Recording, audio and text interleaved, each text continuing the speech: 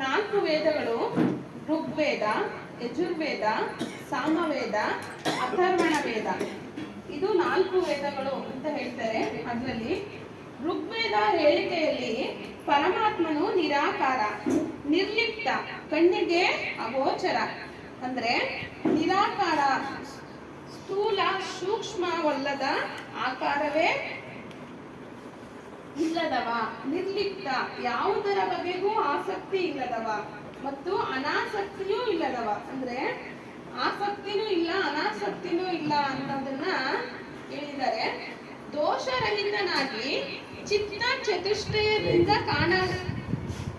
ಕಾಣಲಾಗದ, ಅಂದ್ರೆ ನಮ್ಮ ಮನಸ್ಸಿನ ಅಹಂಕಾರ, ಮನಸ್ಸು, ಬುದ್ಧಿ, ಚೇಷ್ಟೆಗಳಿಗೂ ಗೊತ್ತಾಗದವ ಅಂತಲೂ ಹೇಳಿದ್ದಾರೆ. ವರ್ಣಾತೀತ, ಆಧಾರರಹಿತ ಅಂತನೂ ಹೇಳಿದ್ದಾರೆ. ಇಲ್ಲಿ ಯಜುರ್ವೇದದಲ್ಲಿ ಕ್ಷೀರಸಾಗರವಾಸಿ ಆದಿನಾರಾಯಣ, ಮತ್ತೆ ಸಾಮವೇದದಲ್ಲಿ ಮೇಲಿನ ಹೇಳಿಕೆ ಕಲ್ಪನೆ, ಸುಗುಣವೂ ಅಲ್ಲ, ನಿರ್ಗುಣವೂ ಅಲ್ಲ, ಗೋಚರವೂ ಅಲ್ಲ, ಅಗೋಚರವೂ ಅಲ್ಲ, ಅಖಂಡ ಅದ್ವೈತ ಬ್ರಹ್ಮನೇ ಸತ್ಯ ಅಂತ ಹೇಳಿದ್ದಾರೆ. ಅಥರ್ವಣ ವೇದ ಅಂದ್ರೆ ವೇದದಲ್ಲಿ ಯಾವುದು ಕಣ್ಣಿಗೆ ಕಂಡು ಬರುವುದೋ ಅದುವೇ ಸತ್ಯ. ಬ್ರಹ್ಮ ನಿರಾಕಾರ, ನಿರ್ಗುಣ ಎಂಬುದೇನೂ ಇಲ್ಲ, ಸತ್ತ ಮೇಲೆ ಮುಗಿಯಿತು, ಮತ್ತೆ ಹುಟ್ಟು ಎಂಬುದಿಲ್ಲ, ಮರುದಿನ ಉದುರಿದ ಎಲೆ ಮತ್ತೆ ಸೇರದಂತೆಯೇ ಸಾವಿನ ನಂತರ ಹುಟ್ಟು ಇಲ್ಲ. ಹೀಗೆ 4 ವೇದಗಳು ವಿಭಿನ್ನ ಅಭಿಪ್ರಾಯಗಳನ್ನು ಹೊಂದಿವೆ. ಈ ವೇದಗಳ ಭಾಷ್ಯ ಅಂದ್ರೆ ಇದರ ಸಾರವನ್ನು ಬರೆದವರು ಸಹ ತಮ್ಮ ಅಭಿಪ್ರಾಯಗಳನ್ನು ಹೊರಗೆಳೆಯುವುದಲ್ಲಿ ಏಕತೆ ಇರುವುದಿಲ್ಲ.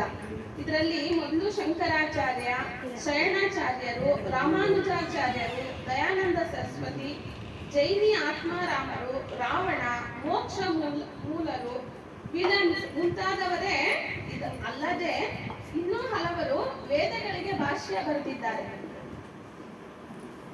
ಅಂದ್ರೆ ಇದಕ್ಕೆ ಸಾರಗಳನ್ನ ಬರೆದಿದ್ದಾರೆ ಅವರು ಒಬ್ಬೊಬ್ರು. ಆದರೆ ಪ್ರತಿಯೊಬ್ಬರ ಅಭಿಪ್ರಾಯವು ತಮ್ಮದೇ ಆದ ವಿಶಿಷ್ಟತೆಯಿಂದ ಕೂಡಿದ್ದು ಇವುಗಳಲ್ಲಿ ಯಾವುದು ಸರಿ, ಯಾವುದು ತಪ್ಪು ಎಂಬ ಜಿಜ್ಞಾಸೆ ಹುಟ್ಟುತ್ತದೆ. ಶಂಕರಾಚಾರ್ಯರ ಅನುಯಾಯಿಗಳು ತಮ್ಮದೇ ಪ್ರಾಮಾಣಿಕವಾಗಿದೆ ಎಂದರೆ ಶರಣಾಚಾರ್ಯರ ಅನುಯಾಯಿಗಳು ಕೂಡ ತಮ್ಮದೇ ಸರಿ ಎನ್ನುತ್ತಾರೆ. ರಾಮಾನುಜಾಚಾರ್ಯರ ಅನುಯಾಯಿಗಳು ಇವೆಲ್ಲವೂ ಅಪ್ರಾಮಾಣಿಕವಾದವು, ನಮ್ಮ ಭಾಷ್ಯವೇ ನಿರ್ದಿಷ್ಟವೆಂದು. ಶಂಕರಾಚಾರ್ಯರು ಶೈವ ಮತ, ನಮ್ಮದು ವೈಷ್ಣವ, ವಿಷ್ಣು ಆರಾಧಕ, ಸಗುಣ ಬ್ರಹ್ಮವೆಂದಲ್ಲಿ ವಿಶಿಷ್ಟಾದ್ವೈತ ಸಿದ್ಧಾಂತ. ಜೀವ, ಈಶ್ವರ, ಮಾಯೆಯಲ್ಲಿ ಭೇದವಿದೆ, ಜಗತ್ ಸತ್ಯ, ಈಶ್ವರ ಸಮಾಪ್ತಿ, ಜೀವ ಏಕದೇಹಿ, ಈಶ್ವರ ಕೃಪೆಯಿಂದ ಸುಗುಣ ಮುಕ್ತಿ, ಚೈತನ್ಯ, ಅಚೈತನ್ಯ, ತಿರುವು, ಮುರುವು, ಸೂಕ್ಷ್ಮವು, ಬ್ರಹ್ಮ, ಸ್ಥೂಲ ಎಂಬುದಾಗಿ ಅವರವರ ವಾದ ಮುಂದುವರಿಸಿದ್ದಾರೆ. ಶಂಕರಾಚಾರ್ಯರ ಶೈವ ಪಂಥದವರು, ರಾಮಾನುಜಾಚಾರ್ಯರದು ವೈದಿಕ ಮತವಲ್ಲ. ವೇದದಲ್ಲಿ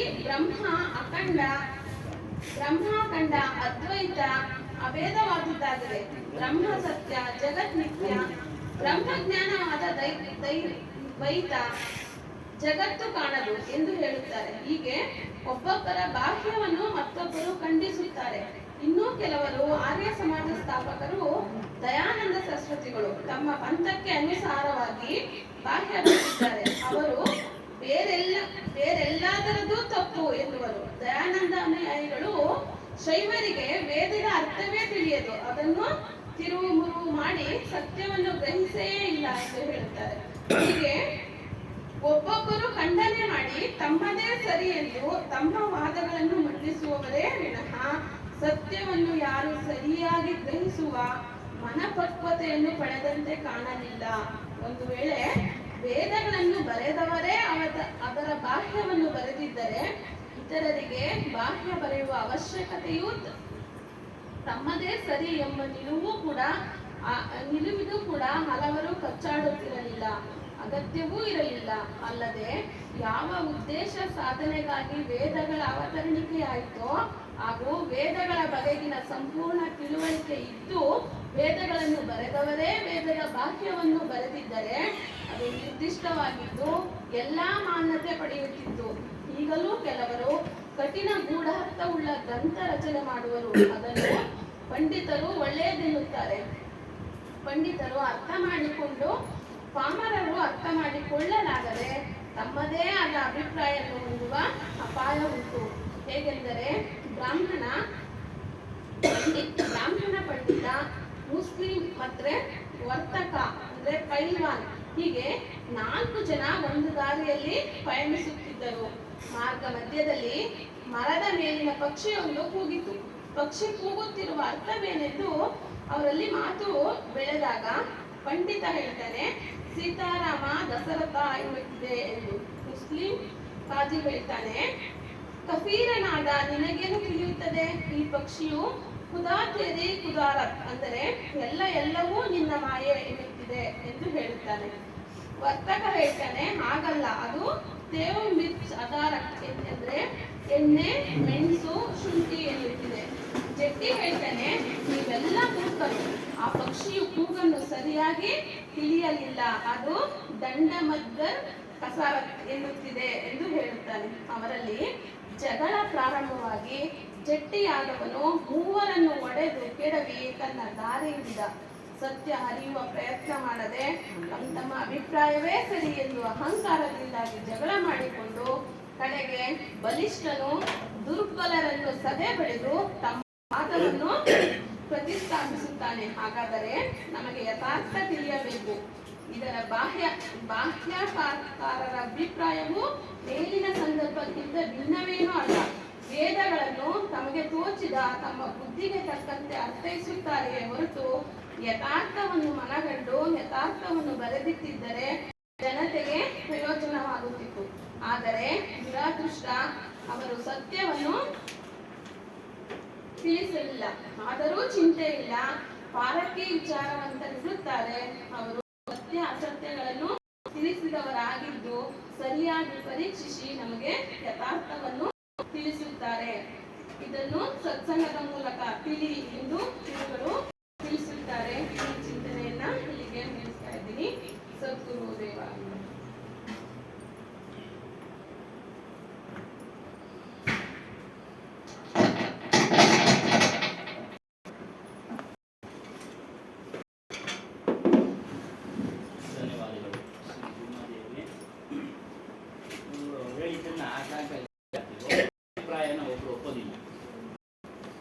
ರಾಮಾನುಜಾಚಾರ್ಯ ಅಭಿಪ್ರಾಯವನ್ನ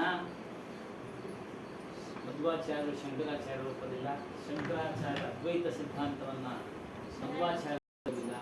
ಹೀಗೆ ಆಗಿಂದನೂ ಇದೆ, ಈಗಲೂ ಸಹ ಇದೆ.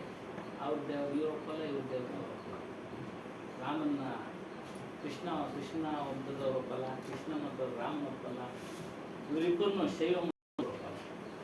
ಶಿವಾಚಾರ್ಯ ಶಿವನ ಪೂಜೆ ಮಾಡೋದು.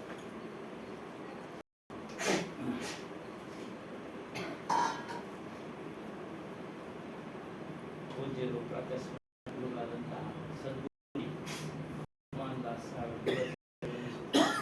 ಮಾತಾಜಿಯವರ ವಿವೇಚನೆಗಳು ಎಲ್ಲ ಮಹನೀಯರೇ ಭಕ್ತಿ ಮಾಡಿ ಸತ್ಸಂಗ ಆರಂಭ ವಿಷಯ ಮನಸ್ಸಿನ ವಿಕಾರಗಳನ್ನು ಕಳೆದುಕೊಂಡಾಗ, ದೂರ ಮಾಡಿದಾಗ ಅವಿನಾಶಿ ಸ್ವರೂಪದ ರಾಮನಲ್ಲಿ ನಾವು ರಮಿಸಬಹುದು. ಈ ರಾಮ ಅಂತ ಅಂದರೆ ನಮ್ಮ ಕೇಳಿ ಆತ್ಮಾರಾಮ್ ಅಂತ ದಶರಥ ರಾಮನೇಲಿಲ್ಲ, ಸೀತಾರಾಮನೇಲಿ ಕಬೀರ್ಸ್ತಾ ಇದ್ದೀವಿ. ನಮ್ಮ ಸ್ವರೂಪವೇ ರಾಮ ಅನ್ನೋ ಒಂದು ವಿಚಾರ.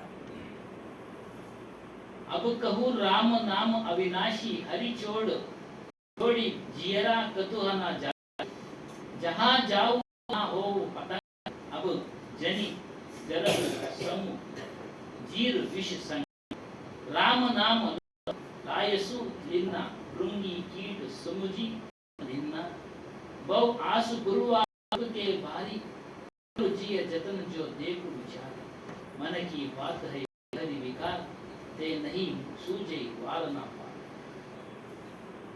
इच्छा करी भवसागर जामे बोहित राधार कहे हरि शरण गहु गौ कुर ವಿಸ್ತಾರ. ಇದರ ಒಂದು ಭಾವ ಆಗಲೇ ಹೇಳೋದು. ವೇದಗಳನ್ನು ಬರೆದ್ರು, ಅದರ ಅರ್ಥವನ್ನು ಇದ್ರೆ ಈ ರೀತಿ ಕಚ್ಚಾಟನೆ ಸಿಕ್ಲ ಇವರು ಒಬ್ರಿಗೊಬ್ರು ಪರಸ್ಪರ ಮಾತಾಡೋದು ವಿಚಾರದಲ್ಲಿ ಇಲ್ಲ. ನೋಡಿ ಇಲ್ಲಿ ಅರ್ಥನೂ ಹೇಳ್ಬಿಡ್ತಾರೆ. ಕಬೀರ್ ಸಾಹೇಬರ ಒಂದು ಹಳ ಹಿಂದಿ ಭಾಷೆಯಿಂದ ಕೂಡಿದ್ದು, ಅವಳ ಅರ್ಥವನ್ನು ಸರಳ ರೂಪದಲ್ಲಿ ತಿಳಿಸ್ತಾರೆ. ಇದರ ಅರ್ಥ ಏನು? ಕಬೀರ್ ಸಾಹೇಬರ ಮೂಲಕ ರಾಮನ ವಿಚಾರ ತಿಳಿಸ್ತಾ ಇದ್ದಾರೆ. ಆ ರಾಮನ ಯಾರು ಅಂತ ಅಂದ್ರೆ ಕೈ, ಕಾಲು, ಮುಖ ಅವುಗಳು ಯಾವುದೇ ರಾಮನನ್ನ ಕುರಿತು ಹೇಳ್ತಾರೆ. ಬ್ರಹ್ಮ ನಿರಾಕಾರ, ಆಕಾರ ಇಲ್ಲದೆ ಇರತಕ್ಕಂಥ ಸಹ ಅಷ್ಟೇ. ಕವಿಗಳು ಶಬ್ದಕ್ಕೆ ಮುಖ, ಕಾಲು ಇಲ್ಲ. ಮತ್ತು ಯಾರೋ ಸಂಪ್ರದಾಯದ ಮೂಲಕ ಅದು ಒಪ್ಕೊಂಡಿರ್ತಕ್ಕಂಥ ರಾಮನು, ಆ ರಾಮನು ಸಂಪ್ರದಾಯದವರು ರಾಮನ ಮಾಡೋರು. ಆ ರಾಮ ಕಬೀರ್ ಸಾಹೇಬರು ಸಂಬೋಧನೆ ಮಾಡ್ತಾ ಇರೋ ರಾಮ ಯಾರು ಅಂದ್ರೆ ಅವಿನಾಶಿ ಸ್ವರೂಪನಾದ ಚೇತನ ಸ್ವರೂಪನು. ನಮ್ಮ ಚೈತನ್ಯ ಪುರುಷನಿಗೆ ಅವಿನಾಶಿ ಅಂತಂದ್ರೆ ನಾಶ ಆಗದೇ ಇರತಕ್ಕಂಥದ್ದು. ಅದಕ್ಕೆ ಅವಿನಾಶಿ. ನಮ್ಮ ಸ್ವರೂಪ ನಾಶ ಆಗಿಲ್ಲ, ನಮ್ಮ ಆತ್ಮ ನಾಶ ಆಗಿಲ್ಲ. ಹಿಂದೆ ಈಗ ಕೇಳೋದಕ್ಕೆ ಯಾರು ಬೇಕಾಗಿಲ್ಲ. ನಾನಿದ್ದೀನಿ. ದೇವನ್ನ ನೋಡ್ತೀವಿ. ದೇವನ್ನ ಆಗಿರ್ತಕ್ಕಂಥ ರಾಮನು ಆತ್ಮಸ್ವರೂಪನು ಬೇರೆ ಇದ್ದಾನೆ. ಅದನ್ನ ಗುರುಗಳ ಮೂಲಕ ತಿಳಿದ ಬಳಿಕ ಅದನ್ನು ನಮ್ಮ ಸ್ವರೂಪ ಇಂಥದ್ದು ಅಂತ, ನಮ್ಮ ಸ್ವರೂಪ ಅನ್ನೋದಕ್ಕೆ ಹಲವಾರು ಬಾರಿ ಕೇಳಿದ್ದೀವಿ. ನಾವು ಹಿಂದೆ ಜನ್ಮಗಳಲ್ಲಿ ಕೆಲಸ ಕಾರ್ಯಗಳನ್ನು ಮಾಡಿ ಅದರ ಶುಭಾಶುಭ ಫಲಗಳನ್ನ ಈಗ ಅನುಭವಿಸ್ತಾ ಇದ್ದೀವಿ. ಪ್ರಮಾಣಗಳು, ಹಂತಗಳು ಮತ್ತು ಗುರುಗಳು ಹೇಳಿದಕ್ಕಂಥ ಜ್ಞಾನ ಹೇಳಿದ ಮಾತುಗಳು ಈ ವಿಚಾರದಲ್ಲಿ ಕೈವಾರ ತಾತಯ್ಯನವರು ಹೇಳ್ತಾರೆ,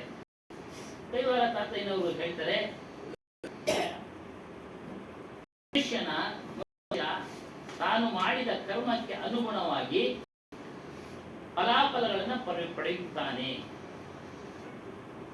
ಮೀರಿ ರಾಯಿ ನೆತ್ತಿಕೆ ಮುನಿ ವಾಡು ಲೇಖ ಪಡನು ಎತ್ತು ಕೊನ್ನವಾಡು ದಿಂಚು ವಿನರ ವಿಮಲಾತ್ಮನಾದೇನ ಕವಿ. ಅದರ ನಮ್ಮ ಬ್ರಹ್ಮ, ವಿಷ್ಣು, ರುದ್ರಾದ್ರಿ ದೈವಗಳನ್ನ ಮೊರೆ ಹೋಗುತ್ತೇವೆ. ನಮ್ಮ ಇಷ್ಟಾರ್ಥ ಏನೇನ್ ಬೇಕೋ, ಮಕ್ಕಳು ಬೇಕಾದ್ರು ಏನೋ ಅವರವ್ರ ಇಷ್ಟಾರ್ಥ ಹೇಳ್ತಾರೆ. ಇವನು ಯಾರ ಮಗ ಗೊತ್ತಿಲ್ಲ. ವಿಷ್ಣು ಯಾರ ಮಗ ಗೊತ್ತಿಲ್ಲ, ಪುರಾಣಗಳಲ್ಲಿ ತಿಳಿಸಿಲ್ಲ. ಬ್ರಹ್ಮನು ಯಾರ ಮಗ ಗೊತ್ತಿಲ್ಲ, ಹೇಳ್ತಾರೆ ಬ್ರಹ್ಮನು ವಿಷ್ಣುವಿನ ಮಗ. ಶಿವನ ನಾಭಿಯಿಂದ ಉತ್ಪತ್ತಿಯಾದ, ವಿಷ್ಣುವಿನ ನಾಭಿಯಿಂದ ಉತ್ಪತ್ತಿಯಾದ. ಅದಕ್ಕೆ ಹೇಳ್ತಾರೆ ಎಲ್ಲ ಕಲ್ಪನೆ ಮಾಡಿ ಬರೆದಿದ್ದಾರೆ. ಅದೇನಲ್ಲ, ವೇದಗಳನ್ನ ಬರೆದವರು ಅರ್ಥ ಬರೆದು ಬಿಟ್ಟಿದ್ರೆ ಚೆನ್ನಾಗಿತ್ತು. ಅದಕ್ಕೆ ಅರ್ಥ ಬರೆದಿರೋರು ಬೇರೆಯವರು ಬರೆದಿರೋಲ್ಲ, ಅವರವರ ಅಭಿಪ್ರಾಯವನ್ನ ಬರೆದ್ರು, ಅವರವರ ಮನಸ್ಸಿಗೆ ಅಭಿಪ್ರಾಯಗಳನ್ನ ಬರೆದ್ರು. ವೇದಗಳನ್ನು ಬರೆದವರು ಋಷಿಗಳೇ, ಅದ ಅರ್ಥನೂ ಬರೆದು ಬಿಟ್ಟಿದ್ರೆ ಚೆನ್ನಾಗಿತ್ತು ಅಂತ. ಪ್ರಾರಂಭದಲ್ಲಿ ಒಂದು ವೇದಗಳಲ್ಲಿ ಹೇಳೋದು ಸೂಕ್ಷ್ಮ ಶರೀರ, ಸ್ಥೂಲ ಶರೀರ, ಯಾವ ಸ್ವಲ್ಪ ವಿವರಣೆ. ಸೂಕ್ಷ್ಮ ಶರೀರ ಮನಸ್ಸು, ಅಂತಃಕರಣ ಅಂತ ಹೇಳ್ತಾರೆ, ಮನಸ್ಸು ಅಂತ ಹೇಳ್ತಾರೆ. ಸ್ಥೂಲ ದೇಹ, ಸ್ಥೂಲ ಕಾಣುವಂತ ಸ್ಥೂಲ ದೇಹ, ಕಾಣದೇ ಇರುವಂತ ದೇಹಕ್ಕೆ ಸೂಕ್ಷ್ಮ ದೇಹ. ಶುದ್ಧ ಅಂತಃಕರಣ ಅಂತ ಹೇಳ್ತಾರೆ, ಮನಸ್ಸು ಅಂತ ಹೇಳ್ತಾರೆ. ಅವು ನಮ್ಮ ಕಣ್ಣು ಕಾಣ್ತಾ ಇದೆ, ನಮ್ಮ ಕಣ್ಣಿಗೆ ಫೀಲಿಂಗ್ಸ್ ಅನುಭವಿಸ್ತಾ ಇದೆ, ಅದಕ್ಕೆ ಸೂಕ್ಷ್ಮ ಶರೀರ. ದೇಹ ಕಾಣ್ತಾ ಇದೆ, ಕಣ್ಣಿ ಮುಂದೆ ನೋಡಿ ನಮ್ಮ ಕಣ್ಣು, ನಮ್ಮ ದೇಹ ಕಾಣ್ತಾ ಇದೆ, ಅದು ಸ್ಥೂಲ. ಮನಸ್ಸು ಸೂಕ್ಷ್ಮಾತಿ ಸೂಕ್ಷ್ಮ ಯಾವುದು ಅಂದ್ರೆ ನಮ್ಮ ಸ್ವರೂಪ. ಅದಕ್ಕೆ ಆಕಾರ ಇಲ್ಲ. ಅದೇ ಸೂಕ್ಷ್ಮ ಶರೀರ ನಮ್ಗೆ ಅರಿವಾಗಬೇಕು. ನಾವು ಯಾವ ಸ್ಥಿತಿಗೆ ಬಂದಾಗ ಅದು ಅರಿವಾಗುತ್ತೆ. ಜ್ಞಾನದ ಸ್ಥಿತಿಗೆ ಬಂದಾಗ ವಿಚಾರಗಳನ್ನ ಕೇಳ್ತಾ ಇದ್ದಾಗ ನಿಮ್ಗೆ ಅರಿವಾಗುತ್ತೆ. ಇಲ್ಲಾಂದ್ರೆ ಇಲ್ಲ, ಮನಸ್ಸಿದೆ ಎಲ್ಲರೂ ಹೇಳಿದ್ರೆ ಅಂತ ತಿಳ್ಕೊಳ್ತೀರಾ ಅಷ್ಟೇ. ನಾವು ಪ್ರಮಾಣದಲ್ಲಿ ಅರಿವಾಗಬೇಕಾದ್ರೆ ವಿಚಾರಗಳನ್ನ ಸತ್ಸಂಗದಲ್ಲಿ ಕೇಳಬೇಕಾದ್ರೆ ಅದು ಸೂಕ್ಷ್ಮ ಶರೀರ ಅಂತ ಹೆಸರು ಇಟ್ಟಿದ್ದಾರೆ ಅನ್ನೋದು ಅರಿವಾಗುತ್ತೆ. ಅರಿವಾಗುತ್ತೆ. ಇಲ್ಲ ಇದ್ದೇ ಇದ್ದ ಪಕ್ಷದಲ್ಲಿ ನಮ್ಮ ಬುದ್ಧಿ ಎಲ್ಲರೂ ಸಾಮಾನ್ಯರು ಮಾತನಾಡತಕ್ಕಂಥ ಮಾತುಗಳನ್ನ ಆಡ್ಕೊಂಡು ಸ್ಥೂಲ ಅಂದ್ರೂ ಅರ್ಥ ಆಗಲ್ಲ. ಸ್ಥೂಲ ದೇಹ ಅಂದ್ರೆ ದೇಹ ಅನ್ಕೊಂಡಿರ್ತೀವಿ, ಅರ್ಥ ಆಗೋದಿಲ್ಲ. ಪದಗಳ ಅರ್ಥ ನಮ್ಗೆ ಅರ್ಥ ಆಗೋದಿಲ್ಲ. ನೋಡಿ, ಯಾರ ಮಗ ಇವರನ್ನು ಪೂಜಿಸಿ ಇಲ್ಲ ಹೊಸದಾಗಿ ಪಡೆದ ಭಾಗ್ಯ ಯಾವುದು? ಏನಾದ್ರೂ ಇದೆಯಾ ಭಾಗ್ಯ? ಪ್ರಾಪ್ತಿಗಿಂತ ಅಧಿಕವಾದ ಪ್ರಮಾಣದಲ್ಲಿ ಯಾರಾದರೂ ಕೊಡಬಲ್ಲ? ನಾವು ಮಾಡಿದ ಕೆಲಸ ಕಾರ್ಯಗಳ ಆಧಾರದ ಮೇಲೆ ನಮಗೆ ಪ್ರಾಪ್ತಿ ಅಂದ್ರೆ ಬರತಕ್ಕಂಥದ್ದು. ಮನೆ, ಮಠ, ಆಸ್ತಿ, ಸಂತಾನ ಇವೆಲ್ಲವೂ ಪ್ರಾಪ್ತಿಗಿಂತ ಪ್ರಮಾಣದಲ್ಲಿ ಬರೋದಿಲ್ಲ. ಎಷ್ಟು ಬೇಕೋ ಅಷ್ಟು ಕೊಡಬೇಕು, ಎಷ್ಟು ಬರಬೇಕು ಅನ್ನೋದ್ರಿಂದ ಅಷ್ಟೇ ಬರುತ್ತೆ. ವ್ಯಕ್ತಿ